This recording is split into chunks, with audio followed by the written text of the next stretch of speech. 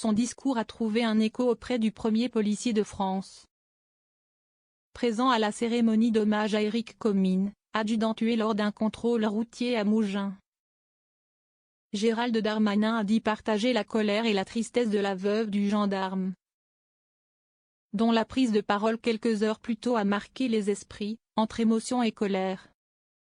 Je comprends ce cri de détresse, de colère, et je suis là pour, avec le gouvernement, l'entendre, a assuré le ministre de l'Intérieur démissionnaire au micro de BFM TV mercredi 28 août, après la cérémonie d'hommage. Le locataire de la place Beauvau a estimé qu'il était de sa responsabilité de rappeler que ceux qui conduisent en faisant des refus d'obtempérer assassinent des personnes. Si est-ce ça que ça veut dire, a martelé celui qui est toujours membre du gouvernement. On assassine des policiers, des gendarmes, et il faut que la justice en effet soit beaucoup plus ferme contre ceux qui utilisent leurs véhicules, que ce soit des cars, des motos, des voitures, comme des armes, a encore déclaré Gérald Darmanin en réponse à Harmonie Comines. Et donc je partage sa colère, je partage évidemment profondément sa tristesse, et je veux l'assurer du soutien du ministère de l'Intérieur.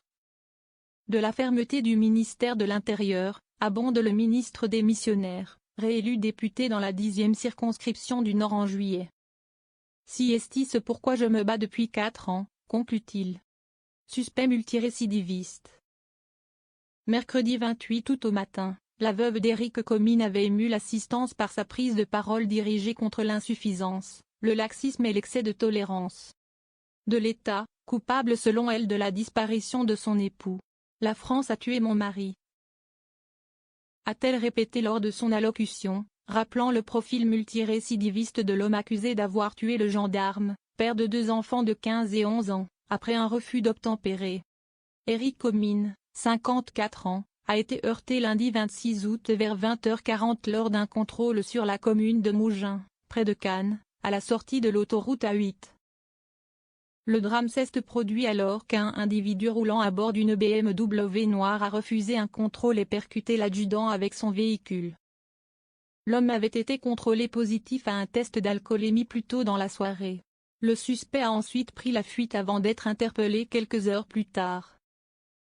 Gérald Darmanin avait expliqué que le suspect, un Cap-Verdien de 39 ans en situation régulière sur le territoire, était un délinquant de la route depuis plusieurs années.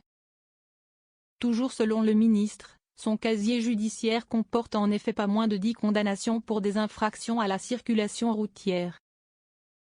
Une cagnotte a été ouverte par la maison de la gendarmerie pour soutenir la famille endeuillée.